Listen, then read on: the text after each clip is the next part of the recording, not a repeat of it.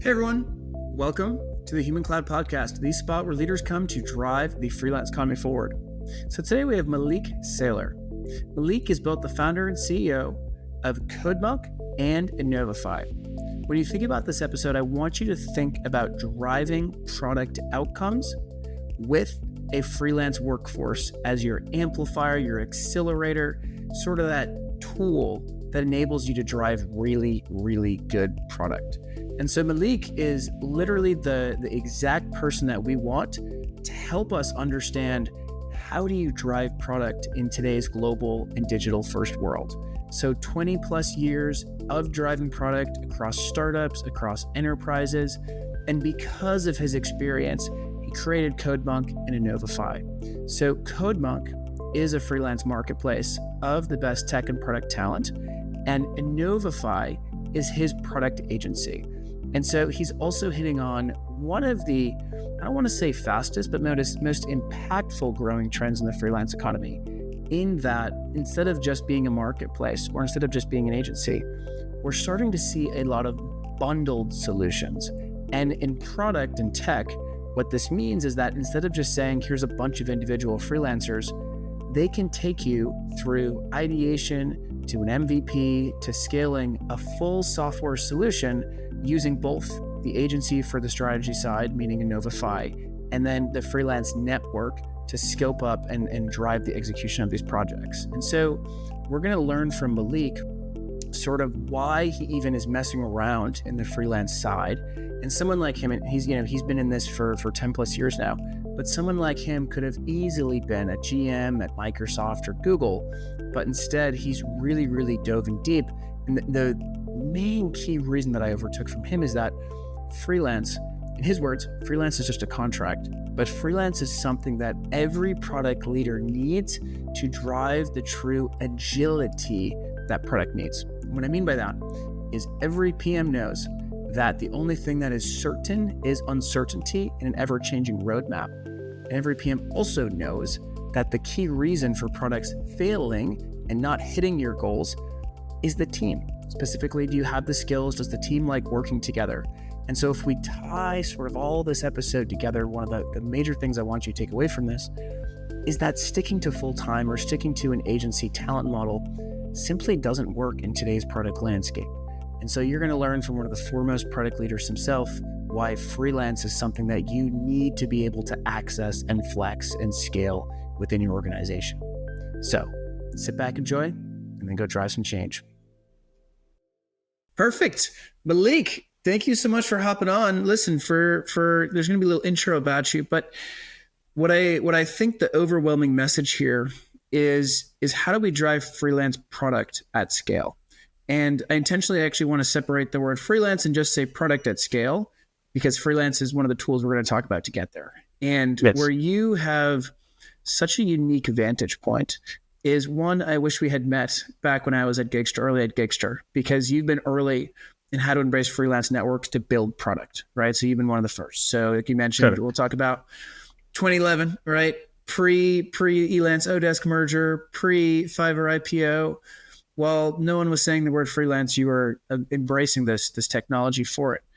And so I think that's where we're going to get to. Now, and also for you listeners out there, there's no one better at building software products. And so if you look at Maulik's background, and we're going to put his link in the show notes, you're going to go, damn, all right, I'm going to learn a lot about product. So let's start, Maulik, with how did you even get into this freelance space? Oh, interesting question, right? I think before I got into freelance space, I think it's important to know that I got into a product space. So I happened to got recruited, headhunted into Nokia back in 2008, which is when Nokia was one of the top mobile company and a top brand worldwide. And I got the role of a product manager when I had no clue what is a product manager. Right. We still don't know. No one still knows, but sorry. Yeah. And this was a time like 2008 in the UK, and I was based in a city called Bristol. Well, I had to explain everybody what is a product manager, but I loved my job. I enjoyed working for Nokia. I enjoyed the role I was doing. It was a high-paced, 24/7 delivery environment. My product development teams were spread in multiple locations, from all the way from Japan to Vancouver in West. So you can see, like, how many countries it had in between. I have never seen like a crazy, like, high-paced delivery like that. Every single decision I make today, it will have an impact tomorrow, right? And I can see that impact. I can measure that impact. And that got me on steroids, that got me into this whole mode of like, hey, I'm the product champion. I love building products. I don't think I loved anything else more. And then, I took a different change in the career. I wanted to, start my own thing. Yeah, I felt that, okay, I can run like a product company now. I want to build my own product. So I started networking more within the London tech ecosystem. And what I realized that a lot of people, sort of founders back then, didn't have any clue on how to make products. They wanted to do a tech startup. They would work with any individual developers who may not be qualified to be a tech lead, don't know how to really define a product, how to really validate your product requirements, how to build a roadmap, how to run agile teams. I saw a gap there. And that's when I jumped into it. And I said, hey, I know this space. I know how to build a product. I know how to build a product roadmap. I know how to get people together and deliver this product on an iterative basis. So that was the start. Now, like naively, I did it on my own without even going out and raising any VC or seed funding or anything else. So I had to innovate around that. Hey, I don't have enough funding. I don't have enough money in the pocket. How do I run a company? So what I did is I actually started finding people who can do things the way I wanted them to do. And then around 2012, I happened to meet a founder who wanted to do a tech startup. And I said, hey, I'll run your product division. I'll build the product team for you, and I'll run it the way I want. And we'll get you the first round of funding. So I took a lot of ownership there. And on the other side, I got a team of people together. Again, I did not want to hire them on a full-time basis because I didn't know how this whole thing will work out. So I created like these flexi arrangements for them to work as and when I needed to. And that's what really got me started here. The product ended up to be working well. We got funded. We built the team for the client later on. We then scaled that particular team. That got me more clients.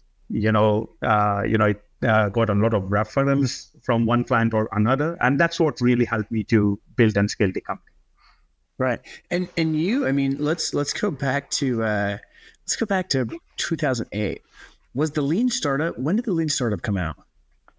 I don't know, but I did read about that in 2008.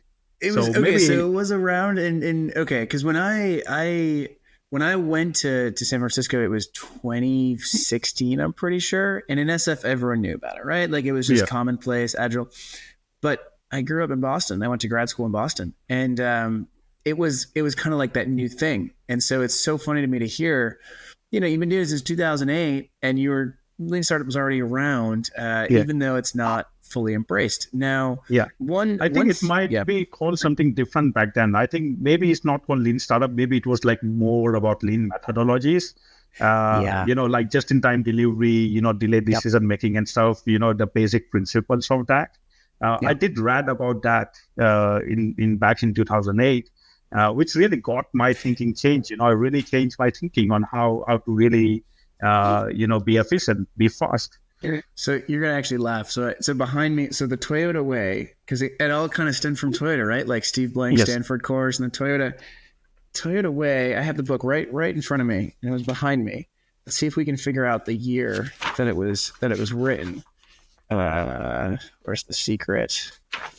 Let's see. 2004. 2004 was when the Toyota way came out.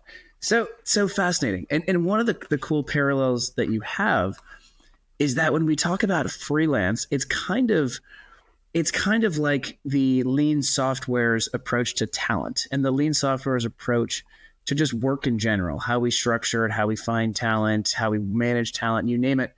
It's very aligned, right? And John's book was called Agile Talent. Accenture called it the liquid workforce. So it's really all around this flexibility, this speed, this agility concept. Now, let's get to the core of why you went to Innovify and then into CodeMonk. Because looking from the outside, there was numerous paths you could have gone. You could have easily said, I'm phenomenal at product. I want to be a PM and then a director and a GM at Microsoft and Google, and you'd have so much money. You could have easily said, I want to keep staying in this startup game, I want to raise my next round, create my next unicorn, sell off, you name it. There's numerous things you could have done, right? But you started CodeMonk and you merged CodeMonk and Innovify. So tell me, like, why'd you do that? Well, interesting story. I think I had a lot of ups and downs in last 12 years that I have been doing this. There have been a lot of opportunities that came, quite a few opportunities we messed up internally, quite a few opportunities that worked out in our favor. Hindsight, as everybody say, hindsight is a good tool. And in an hindsight, I think we made some really stupid mistakes. As does everyone. And what were some of those stupid mistakes? Well, some of the stupid mistakes we did is sometimes we got too optimistic on the product. Sometimes we did not really understood the market forces. Sometimes we relied on people that were simply not suitable for the product or the company. Sometimes we let go of good people, actually. That's in an hindsight we should not have. Sometimes we invested in a wrong framework. Right. So a lot of things, I would say. But I think in terms of the opportunities we missed out, number one, I think I can go back to it, is when we started Innovify, London tech ecosystem was just booming. It was literally just starting to boom. There was a lot of early stage funds coming up. And I think we should have been more proactive, more aggressive in establishing like a pre-seed investment fund, which is what a lot of venture studios follow. And not only do the product build, but also incubate the actual startup and the founding team. I think we should have done that, which we did not. And that eventually, I think, was a mistake we did, because some of the studios which came up around that time, they literally copied our model and complemented with the fund, and they have been like super successful as well. So I think is an opportunity that we missed out. And the reason we missed it, because we did not have this whole investment thesis behind us, or the capabilities or experience behind us. I just loved making products, and that's what I wanted to continue doing it. So that's what drove me for many years. I did not care whether I made money from the product or not. I only cared whether the product we are making is actually a good product or not. We won some awards. There was one startup, really good startup. This was pre-Uber Eats. We done like an order ahead marketplace, where very simple problem. There's a place in London called Canary Wharf, which is super saturated with office workers. And during the lunchtime, these office workers, they literally have, like mainly in financial investment banking, they literally have 10, 15 minutes to go and pick their lunch, and then literally waiting half an hour to just pick up their lunch orders or just place an order. So this guy who used to work in investment banking said, hey, I want to solve this problem. I don't know how to do it, but I want to solve this problem. His friends got introduced by somebody, and we came up with a product where you could do order ahead. We did a lot of real world trials, super amazing feedback. We won a couple of awards for that product. And this was like a pre-Uber Eats, where even this, order ahead or delivery orders were not really, mainstream within the ecosystem. Uh, and I think we've done an amazing job. But where we did not focus was really taking that particular startup, the venture route, not raising enough behind this product, not really building the initial founding team behind that. And that's what really led to its demise. Uh, am I proud of the product? 100%. I think we've done an amazing job in building the product. Am I proud of the startup? Maybe not. I think we missed a big opportunity over there. And it seems like so one of the common threads that I would say, one of the reasons I do love scaling teams, scaling orgs, and one of the reasons I love our space is it's almost like you can't F up that much. And the bullet that we have to bite because of that is you don't succeed that much. What I mean by that is we have two public companies, right? To my knowledge, there's no successful unicorn, venture-backed, freelance-related platform or company. And what I mean by that is there's no company that's gone through pre-seed to seed all the way up to IPO or acquisition in a way that is a good return for everyone, in a typical venture way. I don't know of any like, to be honest. But with that said, we are damn good at surviving as long as you can provide a good service. And so when I look at you, and I look at CodeMonk, and I look at Innovify, the common theme is, goddamn, they're good at building product. And goddamn, they're going to have a good client relationship with who they're building product for. So even if they don't create the Uber Eats, unicorn, it's not for not knowing how to build product. So it's almost like you've been able to, the funny meme going around, like the fuck around and find out meme. It's almost like in our space, so long as you understand how to organize and mobilize a freelance workforce, you can deliver a damn good service. So digging into that, why mess around with freelance and product? Why not just go to an agency? Why not hire full time? Why are you wasting, or sorry, not wasting, but why are you spending your time on something like a CodeMonk and embracing a freelance workforce to move Innovify forward? Yeah. So one thing about being a product-led person, and I think all product managers will agree with me. The only thing constant in the life of a product manager is an ever-changing roadmap. Is it what? Repeat that? Your ever-changing product roadmap. Yeah, gotcha. Which changes every single day. Priority today is not a priority tomorrow. And something which is not a priority tomorrow will suddenly become like a hot potato. Right? Okay, we need to deliver that. Now, that always frustrated me.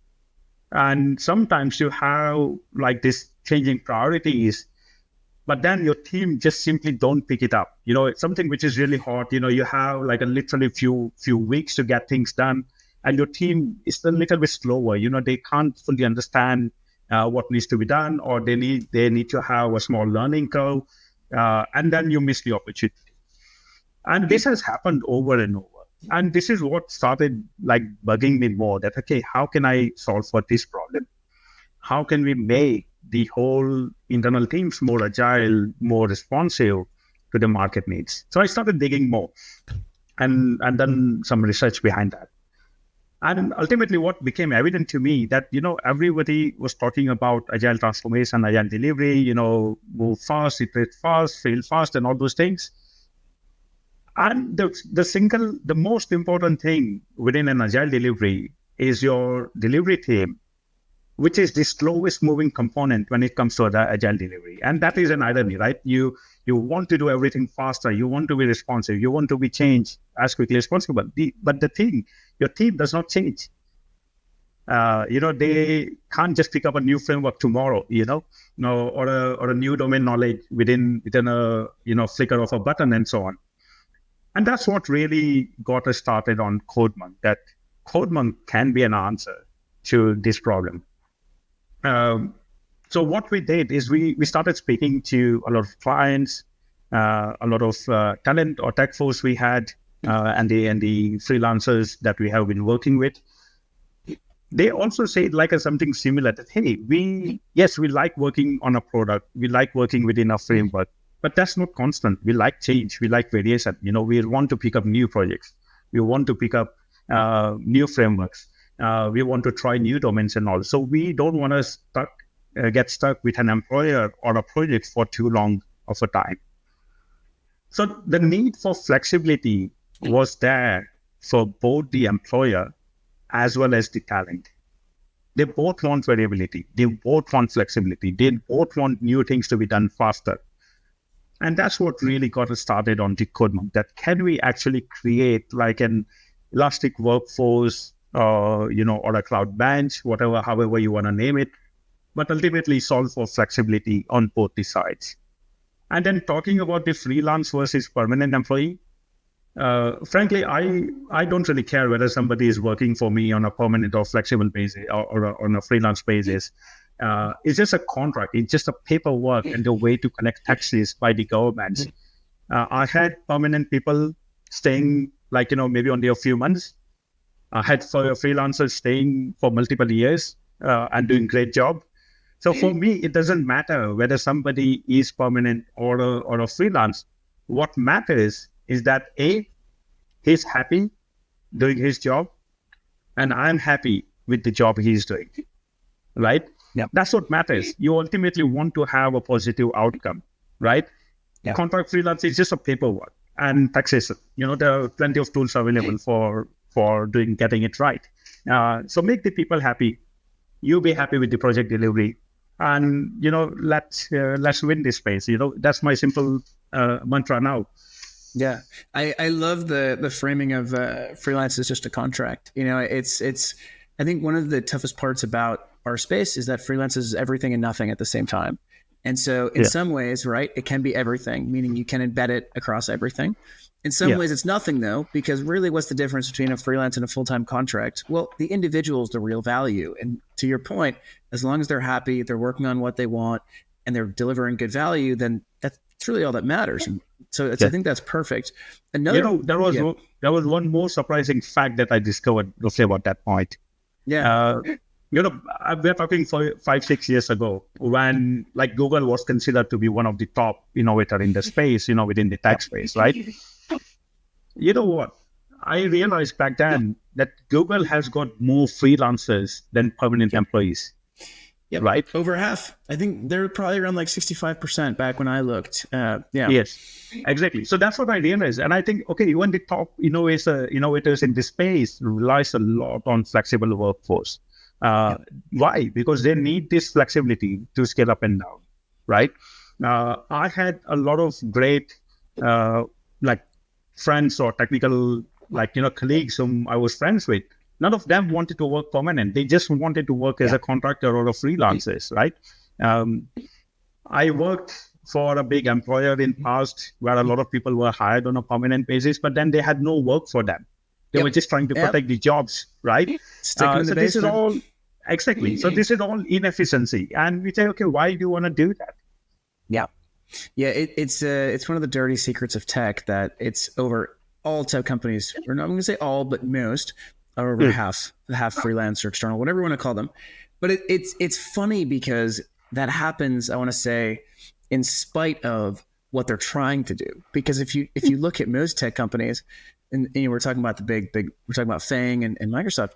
I mean, they ideally just want to hire all of them so that none of their competitors can have them. So it's a very interesting contradiction that they actually are over half external / freelance. But if you look at what they want, they really don't want anyone else to be able to work with their developers. So it's really interesting. But I want to dig into, so okay, it's 5-6 years ago. You have this really, really interesting insight, which is that both sides want this flexibility and variability.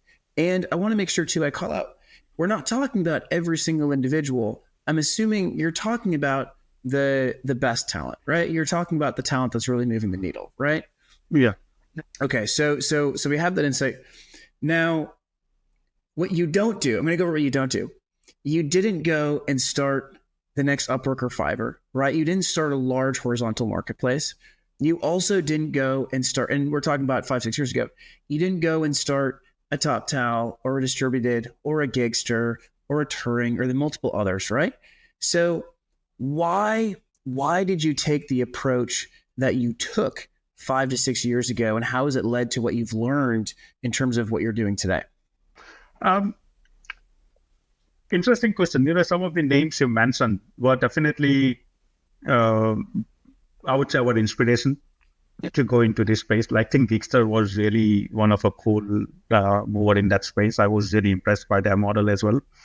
Um, what I liked about Geekster is like like flexi, but still like a familiar delivery model, Yeah. which I think really worked. With my problem with Fiverr or Upwork was like the race to the bottom. As in, you go in and you are trying to just out compete with everybody else, and you are underbidding, undercutting, pricing race to the bottom. Once you win the client at the lowest price, then again you try to cut the corners. No one is happy, and I don't think that model works anymore. So for me, it was about getting the right delivery done. Can you get the right people together? Make sure you deliver the projects well, without cutting the corner, right? And have an open and transparent communication with the client.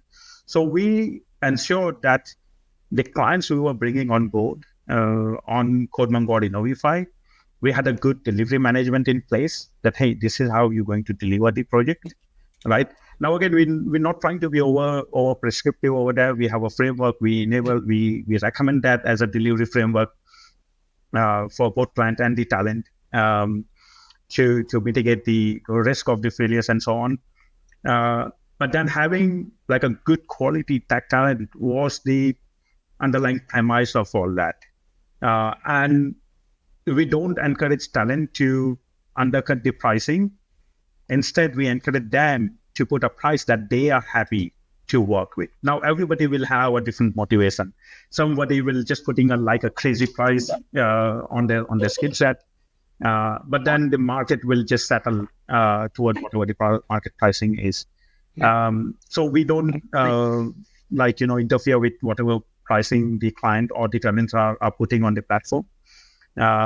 If there is a match, we let them decide between the two. Again, we don't recommend whether to go for freelance or a permanent contract. We say, okay, find the right talent and work the paperwork around that, depending on your need, right? And again, I think we have seen this as well a lot of times where clients say, hey, I don't want somebody in this particular location or that location. I had a bad experience and all. And I would say, like, look, you can have a good or bad experience wherever. What matters is how you engage with that person, with that talent. If you both can engage well, if you both can have the right delivery framework supporting the entire process, then you will have a better outcome. You will have a success. So that's what we tried to do. Tell me about the delivery framework. And the reason I want to bring this up is, in being early at Kickstarter, one of the things that we did really well was that we didn't just say, here's a freelancer, right? We said, hey, this is the overarching where you're trying to get to. Do you want to build a marketplace? Do you want to fix something internally? We really, really understood the scope of what they were doing really well. And we brought them in our process, back to we didn't just give them someone and say, hey, have fun, talk to you in 3-6 months if something goes wrong. Instead, there was that. So when you mentioned this delivery framework, I'm kind of assuming right now, but based off of my experience, it's crucial to be more than just a matching marketplace. And so that's kind of why I'm asking it. But so tell me more about the delivery framework that you're talking about. I think I might go for hours and hours for that. But in a nutshell, having done maybe 50 plus odd projects that I personally have looked into for clients over the last 10 years, I think the things really go wrong in agile delivery model is because of the lack of communication at the end of the day, lack of clarity. Lack of clarity. So you have a lot of unclarity happening on the floor in the team. Not everything gets documented very well. Two people are talking like they're talking the same thing, but in a different way, right? Yeah. Without each other understanding what other party is saying. So really, the framework that we have is to remove all these communication barriers to begin with first. It's based on like Scrum, Kanban delivery models, where it's like a priority-based delivery that, okay, what is the number one priority? The person, let's say a simple example, a person who is doing product role needs to make sure that it is a priority, not priorities. right? So what is your number one priority that you need to get done? Okay. Um, what is the scope of this piece of work? What is the things that you do want to get done? What is the piece of things which you don't want to get done? So what is the clear scoping? What is your quality expectations, right? And make sure that the right amount of documentation is done for at each and every step. Follow certain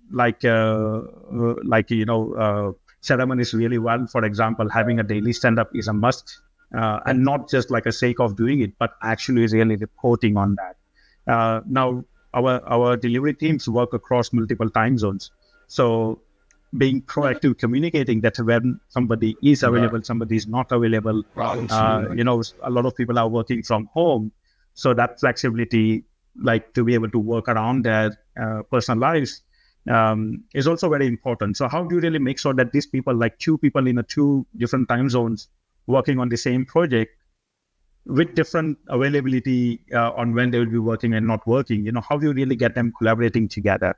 That's what we really looked into, and got people to follow certain basic principles like, proactive comms, just saying that, hey, I'm not available for the next 10 minutes, right? Again, that helps a lot in removing team frustration. Sometimes you're waiting for something urgent. You message somebody on the Slack, he does not respond, you get frustrated, you send an angry email, the other person gets offended, and then it goes out of hand. How do you avoid all that? A simple thing, just proactively tell them, hey, I'm not going to be available. Another thing is we advocate transparency a lot. Even things go wrong, that, hey, I messed up. It's okay. Just come and tell that I messed up. No one is going to judge you for that. What we're going to judge you is what you do afterwards. What is the learning? How are you making sure that this thing will not happen again? So those kind of small things, I think, makes a lot of difference. Interesting. And advocating of transparency, you won't believe me, but we do like a monthly town hall with all the active talents we have.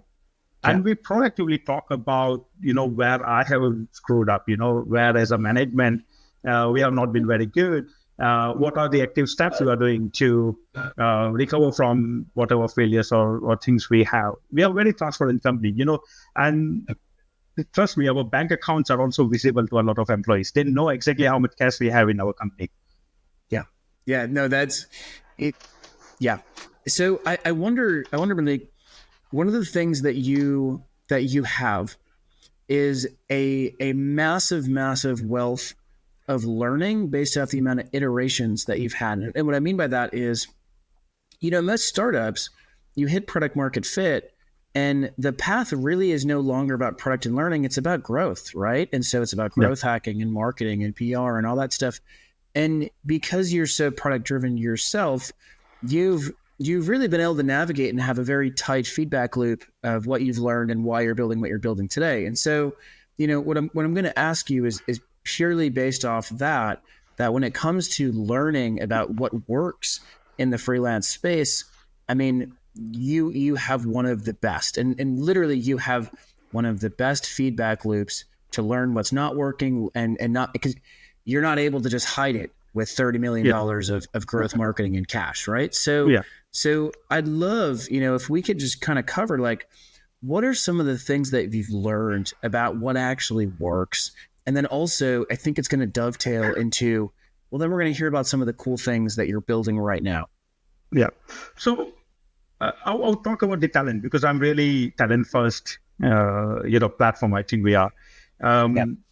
So when we were building our talent community, one thing we realized, or kind of a gut feel, that, hey, all these platforms on Upwork and everywhere else, you hire an individual contributor, but that's not how the delivery projects work. No one is working as an IC. Maybe they are working. Their role might be described as IC, but they're working still part of a team. So we ran a survey. We asked the talent community that, hey, guys, what would you want to do with your work colleagues? And more than 80% responded saying, hey, we actually want to take our preferred colleagues together into any new projects or any new jobs that we go into. And that was an insight. Based on that, we launched a teams feature where they can create teams amongst themselves. and that entire team is available to hire for the client, right? Now that kind of scaled our talent acquisition like really super fast. We grew 10x year on year without any marketing spend on talent acquisition. Yeah. Yeah. Right. So that making sure that two people are working well together, a big part of that is who you are working with. Do you really enjoy working with this person or not? And if we can bring you together, then I think that also de-risks the project delivery. And when you say that, part of what you're talking about is, I'm going to use some buzzwords that I'm going to hate, but part of it is that you're kind of decentralizing, needing to have such a rigid manual process and allowing those that like to work together and removing a lot of the friction. Now one piece you bring up, that one of your insights is, freelance for so long has been happening as a bunch of ICs typically removed from the team. And so the idea of embedding freelancers within existing teams, and then you're taking it a step further by embedding freelancers within the freelancers they like to work with, so you're able to buy the teams. I mean, that's a point that we need to get to as an industry. That happens at a bespoke level and team by team, but it's not standard best practice. I mean, a marketplace in its pure form was built to literally just say, here's one individual, that's it. So tell me more about, like, what, from a client perspective, why do I care about that, right? Why do I care about the fact that you seem to removed a lot of the friction for freelancers to work together, and that you are enabling the embedding of freelancers within teams, not just saying, here's, 15 million software developers, have fun with an auction bidding marketplace? Yeah. So I think I can't remember the exact source, but there was some research done about the IT project failures by one of the big researcher, market researcher.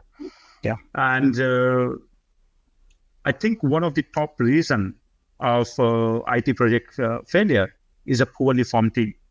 And I think the number was, they put some number close to 300 billion per annum, which was like a big number. Now that failure may not be like, directly attributed number. There might be a lot of associated and overhead costs, but still the number was huge. And the reason is the teams are poorly formed. And when you look further inside that, okay, why do you think the team is poorly formed? Then there are a few parameters will come out. Number one, does the team has all the technical skills that you need, right? Now, technical skills you can learn, right? So even if you don't have the skills, you can learn the new framework and all. So that's not really a big problem, right? Number two, like, attitude or the soft skills. Like, do you have ability to learn? Do you want the desire to learn? Do you have problem-solving attitude? Do you have analytical skills, or a good communication skills? So soft skills are actually more important. So being able to visualize, okay, where are these skills? What skills do my team or this individual freelancer or a bunch of freelancers bring together? How are these two different skills are interacting with each other, right? So that insight is missing from the team. So that insight is not available to the team lead when they are building the team. And third, let's say you have the tech skills, you have the soft skills, but do you both actually like to work with each other or not? If you just are conflicting full personalities, then you're just going to keep on conflicting all the time, and will not have any productive output. Sometimes it's like what's the phrase? The group thinking going on. You don't conflict enough. One says yes, everybody says yes, right? That also is not very good. So we looked into all these parameters, and we brought it together that, hey, from the employer's point of view, you want to look into all these parameters. That do you have all the technical skills covered? Do you have all the required skill set, soft skills in your team? If there's a gap, the next person you hire, you want to fill up for that gap. Do you have these people who are being recommended? Do they have any history of working together? Do you have the required domain knowledge? Do they have different personalities for you to look into? And how those people map onto your existing team? So that insight was not available to any team leads. And that's what we enable through our platform. So they can literally see how adding a person to that existing team will change the overall team dynamics. So that's the tool that we built. We are still working on it. There's still a lot of iterations that will happen. But that is one thing that we do very different than anything out there in the market. Right. It's so a big focus on the team intelligence point. Now there's two questions that we have left, and it's really two directions. I'm going to let you pick which one you want. The first direction, or one of the directions, could be just the big wins. So when we talk about, hey, let's talk about the real power of this. Just keep it, really, really bring us into your world of what were some of the big wins, who were the companies, what did you do? The other direction, though, is I kind of want to be very geeky and hear about the user experience for leaders that want to get started.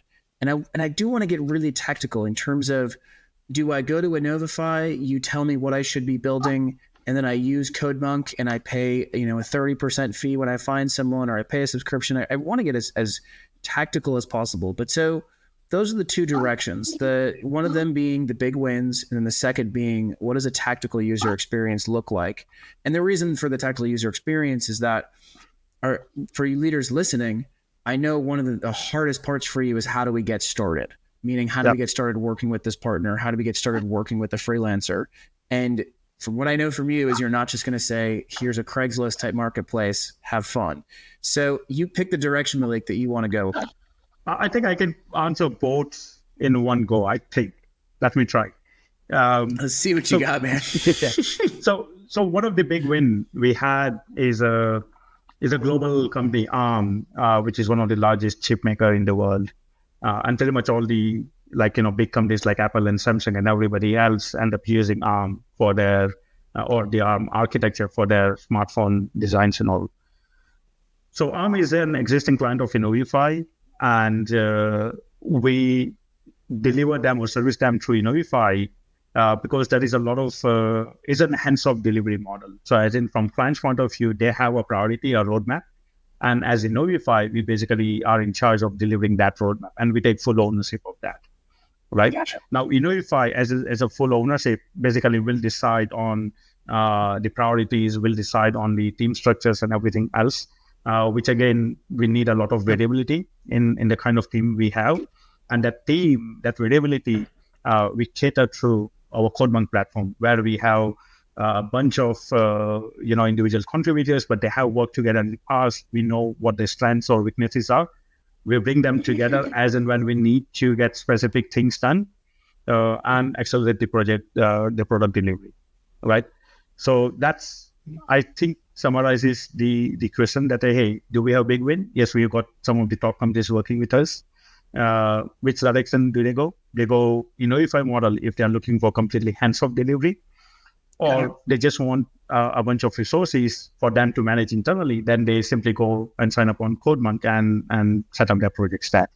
Gotcha. So that's a big distinction. That was okay. That was, I'd say, 80%. 80%, and impressed. 80%. It reminds me of one of our best clients was a digital transformation consultancy that was really good at the strategy, and they would plug in PMs, but they didn't have the execution arm. So we were a massive win, meaning from a Gigster perspective, because we could give the execution and we could also give the strategy as well. That was so now let's get tactical on the CodeMonk side. So, all right, let's say I'm the PM or I'm the GM within M365 or some big tech company. Now, I kind of know what I need, right? And I kind of have a rough spec.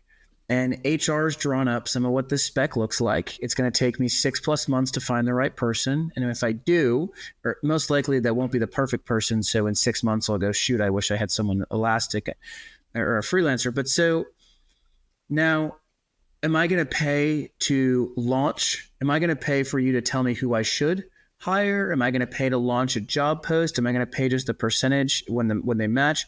Tell me about what the experience I can expect is on CodeMonk. So on CodeMonk, you just sign up and you define your project, that this is the project you are looking to deliver. If you have an existing team working on that project, then just bring them on board on the platform as well, so that we can understand the gaps in the team. Based on the gaps and the jobs you have open on those projects, we will recommend a suitable talent, which not only match the job you have open, but will also try to fill the gaps you have in your existing team, right? Gotcha. And one more twist, if you have multiple jobs open on that project, then we'll try to recommend people who have worked together in the past or have built a team within themselves. So again, that's another twist. Again, a very unique proposition. And from client's point of view, you get a dashboard, you see all this bunch of people recommended to you. And so do you want to go ahead with them, then you literally click a button and get an interview and everything else scheduled for you. Now you can go custom vetting route if you want, but all this candidate comes on a pre-vetted basis. So they have gone through an in-depth technical vetting with us. Our success ratio right now is 0.5%. So it's quite legit, very strict. So some of the developers are really, really good quality. They are available. Not everybody will be available all the time, but most of the time when they are recommended, they will be available. And you can get started literally within one call, 24 hours. You can get them started, onboarded on your project. So that's the experience that we have. Now, I want to highlight one thing which you said earlier, that you drop your job spec and it may be about 6 months before you get the right candidate. You know what? With the ever-changing product roadmap, even if you get the right candidate as per your job spec, that candidate may not be relevant anymore because your roadmap and priorities have changed, right? Yep. So I think the traditional recruitment doesn't work anymore. Right. No, I couldn't agree more. So listen, last question, and I really wanted to dig into sort of where you see the space going, but from a lens of what do clients need to do to fully realize the potential of I saw numbers like technically according to the World Bank, there's 435 million freelancers in the US, there's 50 million plus. I'd say take the population of the world, take 30-50% of that, and most likely they would be great freelancers for you. But so, where do you see, where should this space go?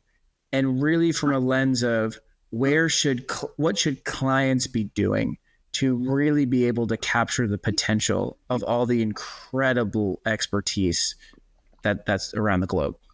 I think if you look at the events of last couple of years, a massive tech hiring spree post-lockdown pandemic, and then massive layoffs happening straight after, right? What that indicates is companies just simply got it wrong. They hired too many people, inflating all the salaries and rest of the things. And then they realized it's not sustainable and they started firing everybody. And they fired a lot of good people, people who never expected to get fired, right? They got fired.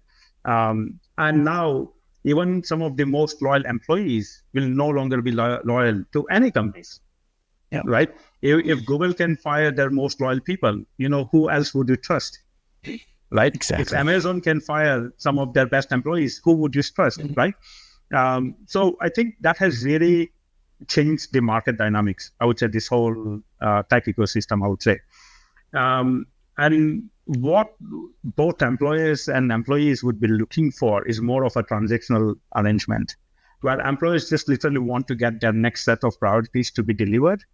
And employees just want to work on a project or a framework that excites them for next 6 months, next 12 months, and then move off to something else, right? But what they both will be looking for is a continuous need of different skill set and a different project. So there will be continuous matching and rematching happening in the process.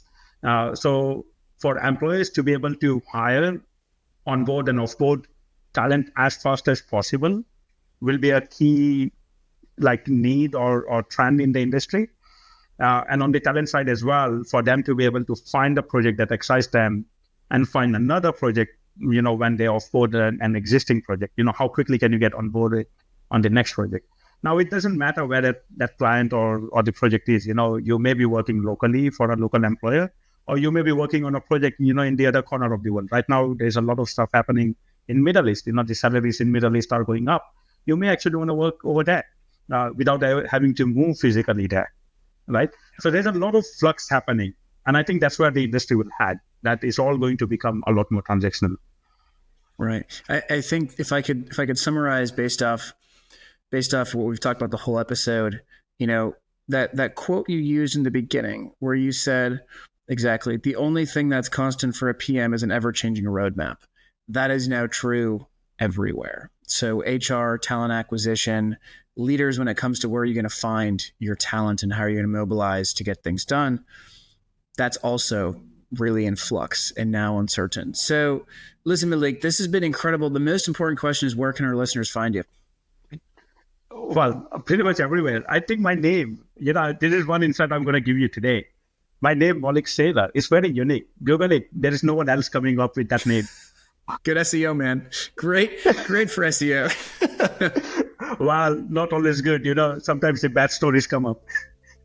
Yeah, that too. Well, listen, so everyone go to Google right now, wherever you want to search, Bing, whatever. Type in Maulik Sailor. Let's see what we get. You'll see the good. You'll see the bad. You'll see what he did in middle school. What'd you do? Did you light a field on fire? What's some of the bad stuff we'll see? I think let people Google it. Perfect. All right, bud. This has been absolutely incredible. Thank you so much for hopping on, Maulik. Thank you. Thanks a lot, Matthew. Thanks for listening to the Human Cloud podcast. We hope you enjoyed this episode as much as we enjoyed recording it. Now, listen, I want to just give a brief overview of what we do at Human Cloud, because we believe that we are the global town square for the freelance revolution. Now, what that means is that we are the strong voice of the freelance community, both you freelance platform leaders, you enterprise freelance leaders, meaning you hiring freelancers, as well as, most important, the freelancers yourselves. And we also have the data for freelance leaders to make sound decisions. So how can you get involved? Well, we have a phenomenal community. We have study groups. We have a trend tracker database. We host workshops. And we would love for you to consider us for advisory and consulting. For more, go check out humancloud.work. See everyone soon.